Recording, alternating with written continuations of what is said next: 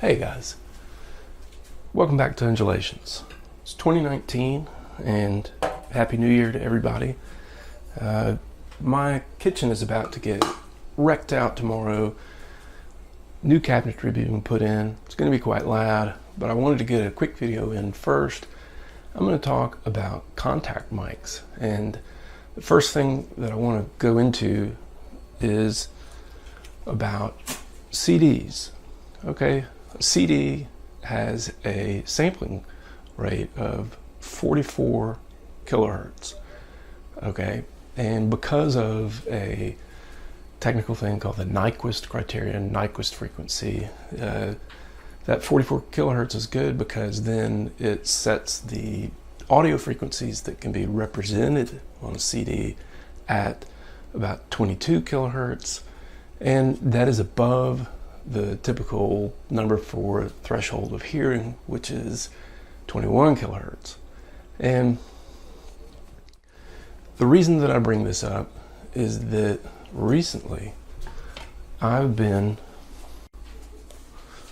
reading this book called Haptics by Lynette A. Jones, and this is a term that is commonly used now in terms of virtual reality, augmented reality, that sort of thing, and it just relates to the sense of touch, your sense of kinesthetics, where that you know where your limbs are. And one of the things mentioned in this book is that the skin, the human skin, is sensitive to frequencies in the 200 to 300 hertz range. And so for those of you that are completely unfamiliar with contact microphones, we have sort of an analogy here that a regular microphone is more like your ear getting the signal through the air, and a contact microphone is more like your skin getting the signal by direct contact. Okay, so let's take a closer look.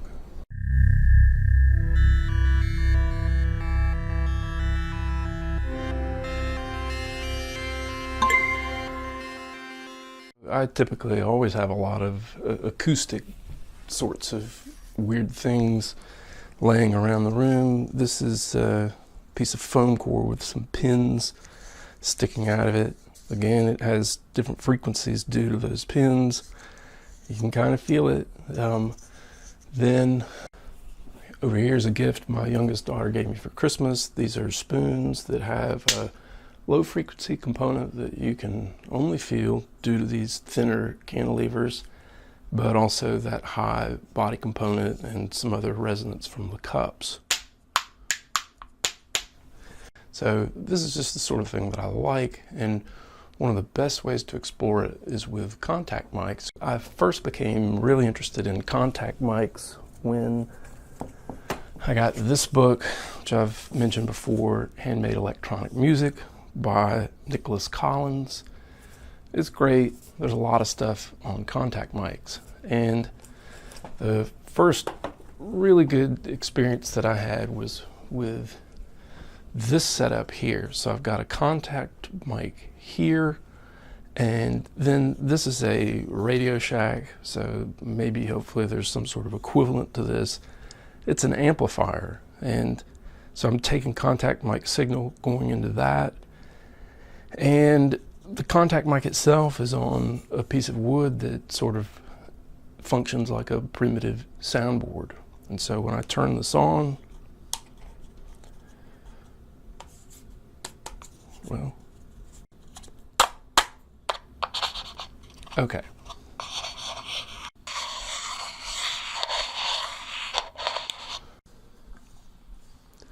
So I'm going to take this aluminum yardstick, it's got a little loop of string, and I'm going to loop it onto the soundboard right beside the contact mic, and hopefully this will pick up on the mic.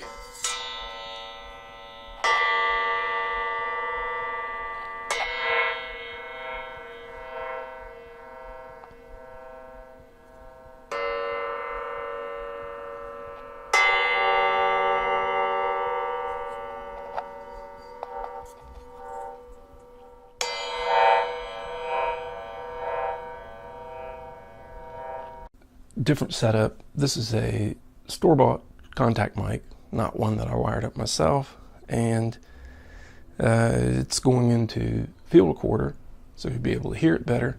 And this is just a lid to a salad bar container, and there's a rubber band on it. So I'm gonna tap it,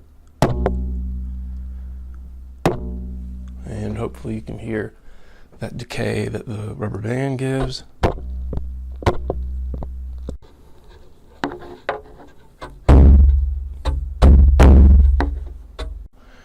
There are plenty of examples of people using these around YouTube. For example, Hainbach does a lot of stuff with contact microphones. If you're not watching his channel, I highly recommend it. One thing that I learned out of that, and it's relevant, is he really liked the Koma Elektronic field effects box, and so I picked up one of those, got the expansion pack, and contact microphones came with that. So this is sort of the high-end way to go for contact mics. You know, it comes as a part of a thing. The Koma Elektronic has an amplifier, but if you want to go the low end, that'd be more like the first thing that I showed you, where I've got some sort of isolated amplifier, and this is just a bare piezo. You can buy them quite cheaply on Amazon. I think I got a pack of 20. This is a metal disc with a piezoelectric coating on there. These are transducers, so that not only can the contact mic function as a microphone, that is converting deflections from sound into electricity, but can also convert electricity into deflections, which makes sounds. And while we're on the topic of the bidirectionality of transducers, I'm right now talking into my headphones, which are similar to the contact mic in the sense that they can go either way, sound generating voltage or voltage generating sound. One of the most common places to find a piezo, if you don't get them on Amazon, would be out of a small toy. And I've got one. I'll probably pop it open, take a look at the piezo in that right now.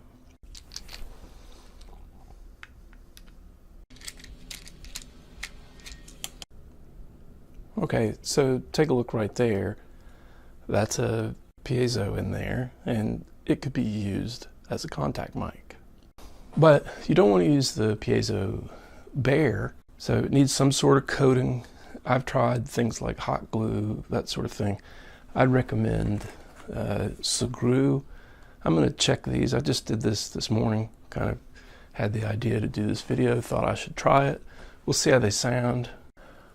Okay, hey, a little update on the Sugru mics that I did. So if you wanted to make one, I think this is pretty good. This is just a few bucks. You pull one out of a toy, you put some stuff from Target on it, and it's actually pretty hot. I've got it going into the field recorder, and you know, it's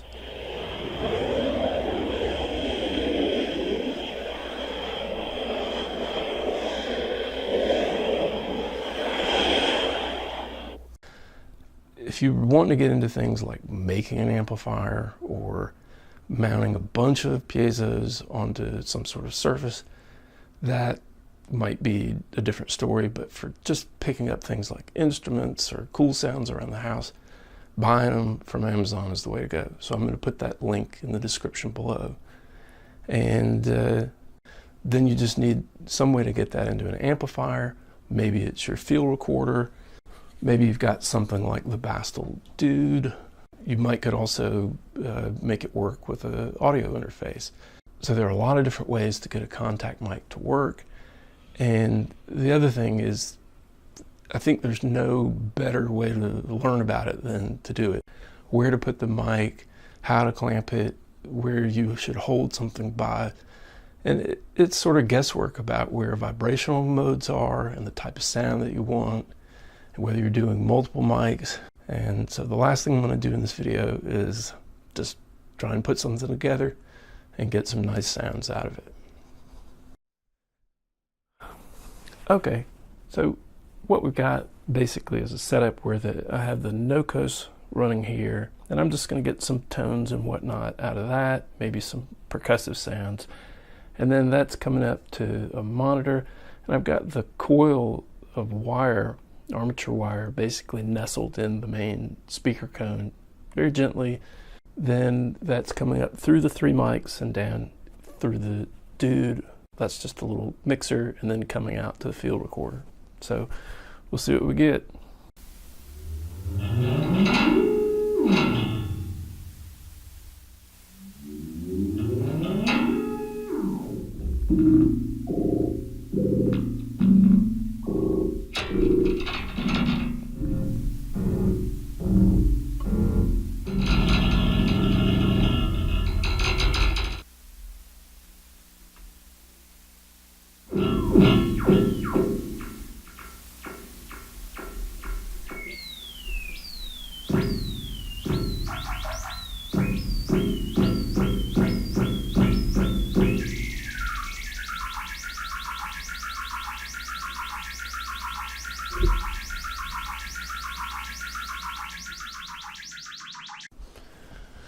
Okay, so I hope that gives you a little bit of the flavor, the types of sounds you can get out of a contact mic. I'm just starting to really investigate this sort of coupling between synths and microphones through various media like wire or water or that sort of thing. I find it quite interesting, and I'll give some updates on this as I progress at it. So hope you have learned something, enjoyed it, and appreciate you watching. If you like this type of content, please make sure to subscribe. All right, I will see you in the next one.